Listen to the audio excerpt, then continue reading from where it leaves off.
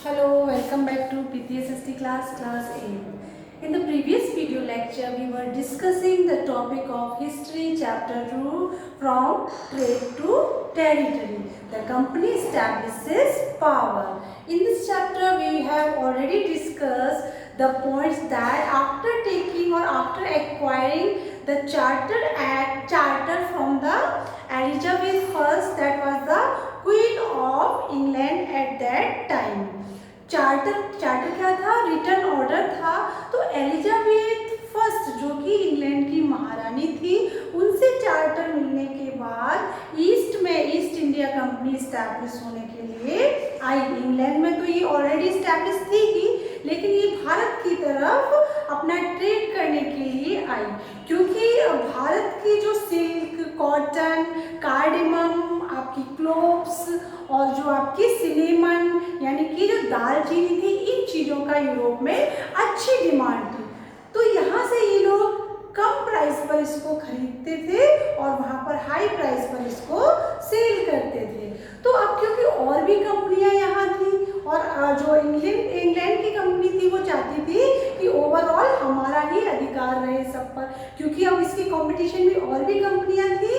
तो अब जो ब्रिटिशर्स थे या एक दूसरे के जो कॉम्पिटिटर कंपनी थे, वो एक दूसरे के जहाज़ों को समुद्र में डुबोने लग गई और रास्ता बंद करने लग गई, यानी कि जिससे कि वो अपना व्यापार सही तरीके से ना कर पाए।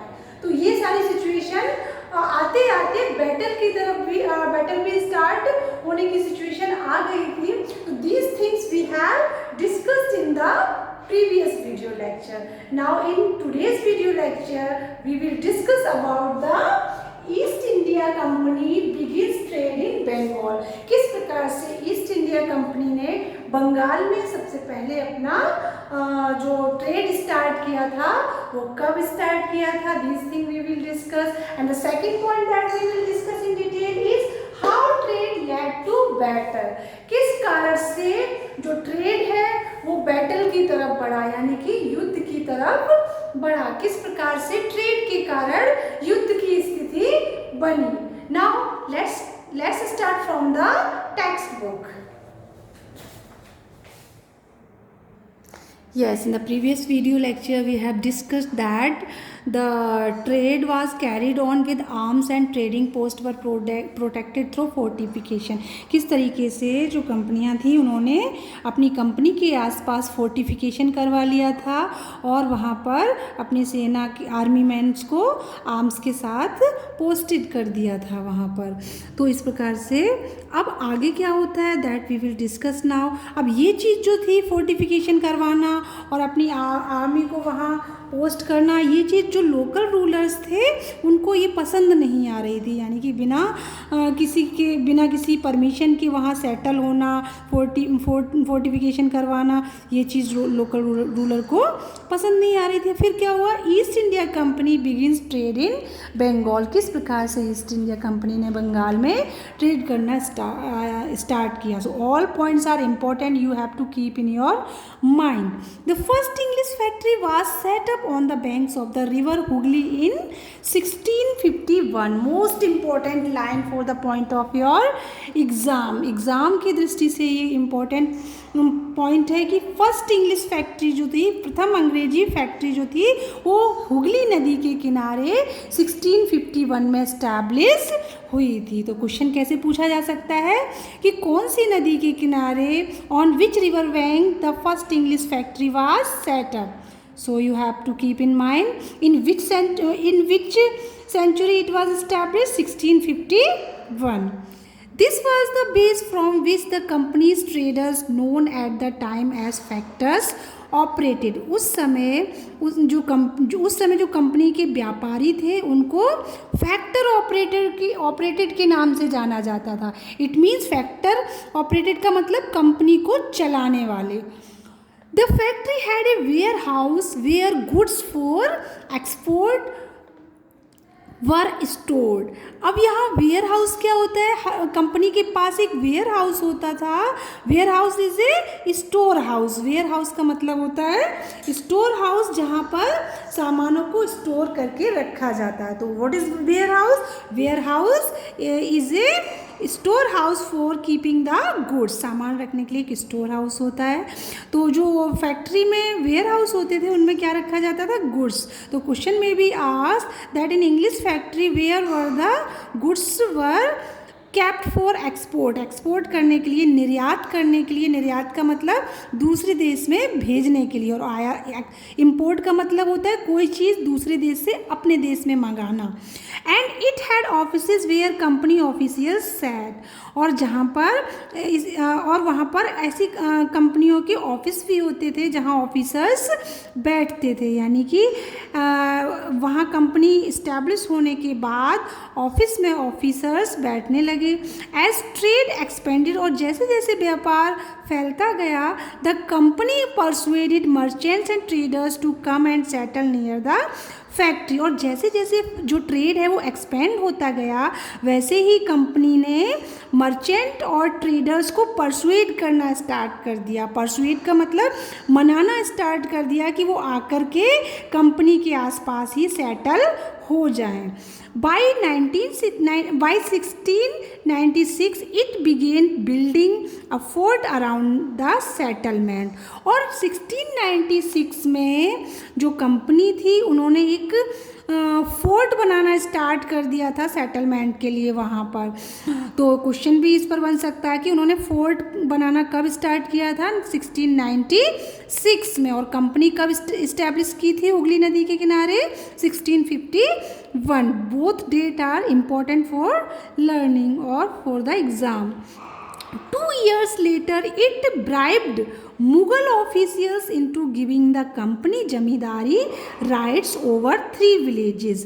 Now 2 साल के बाद जब जैसे ही उन्होंने फोर्ट बिल्ड करना स्टार्ट कर दिया था, उसके 2 years later जो मुग़ल ऑफिसर्स थे उनको उन्होंने ब्राइब दी। किस लिए ब्राइब दी, कि वो कंपनी को जमींदारी राइट प्रदान करें, जमींदारी अधिकार दें, 3 विलेजेस के जमींदारी अधिकार दें। अब जमींदारी राइट्स होते क्या है, जमींदारी अगर राइट्स उनको मिल जाते, मतलब अगर उनको जमींदारी राइट मिल जाते हैं तो वो 3 विलेजेस को विदाउट टैक्स पे किए हुए वर्क करेंगे, या फिर इनसे वो रिवेन्यू कलेक्ट करेंगे, यानी कि टैक्स कलेक्ट करेंगे। तो मुगल्स को ब्राइब देकर उन्होंने ये जमींदारी राइट्स प्राप्त कर लिए थे।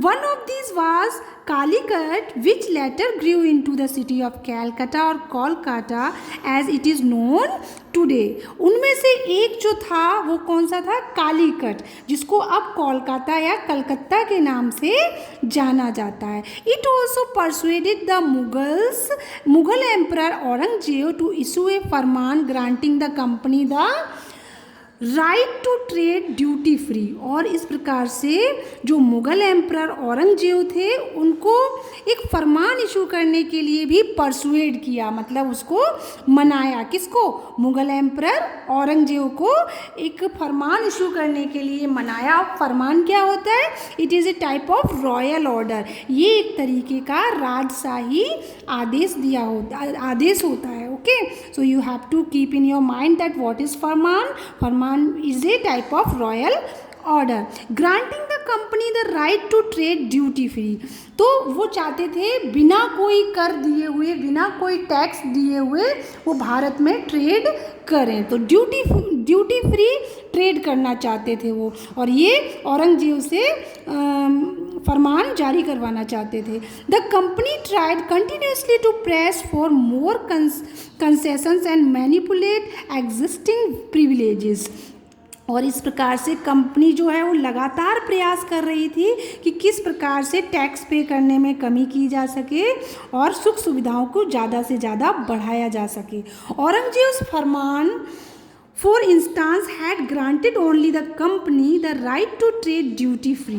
तो औरंगजेब के फरमान के द्वारा कंपनी को टैक्स फ्री अधिकार दिया गया, but officials of the company who were carrying on private trade on the side were expected to pay duty. लेकिन उन्होंने केवल ये जो अधिकार दिया था टैक्स पे करने का औरंगजेब ने फरमान के द्वारा, उसमें वो केवल कंपनी को दिया था, बट जो ऑफिसर्स थे, कंपनी के ऑफिशियल्स थे, उनको कहा था कि वो प्राइवेट ट्रेड वन साइड में करे, पर एक्सपेक्टेड टू पे ड्यूटी, लेकिन उनको इसके बदले में ड्यूटी पे करनी होगी, यानी कि टैक्स पे करना होगा। जो वो ट्रेड करेंगे, ब्रिटिश कंपनी जो ट्रेड करेगी, उसके बदले में उनको टैक्स देना पड़ेगा।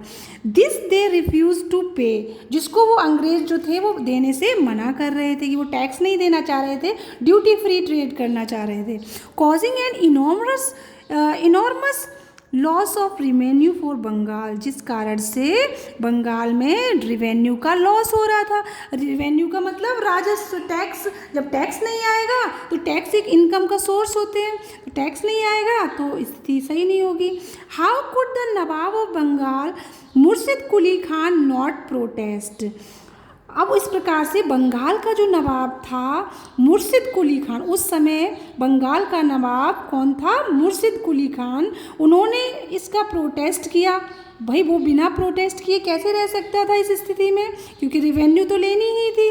तो उसने थोड़ा प्रोटेस्ट किया। औरंगजेब से तो उन्होंने अधिकार ले लिया कि हाँ केवल वहाँ पर बंगाल में वो कंपनी ऐसा कर सकती है, लेकिन वहाँ का जो उस समय जो बंगाल को संभाल रहा था नवाब था वहाँ का मुर्शिद कुली खान, उसने इसका प्रोटेस्ट किया। Now your video lecture will be lengthy, so we will discuss the remaining part in the next video lecture. So you can observe this picture. In this picture local boats bring goods, इसमें local boats को दिखाया गया है सामान लाते हुए, जो मद्रास की ships हैं, जिसको पेंट किया है विलियम सिम्पसन ने 1867 में। Now remaining part we will discuss in the next video lecture. Thanks.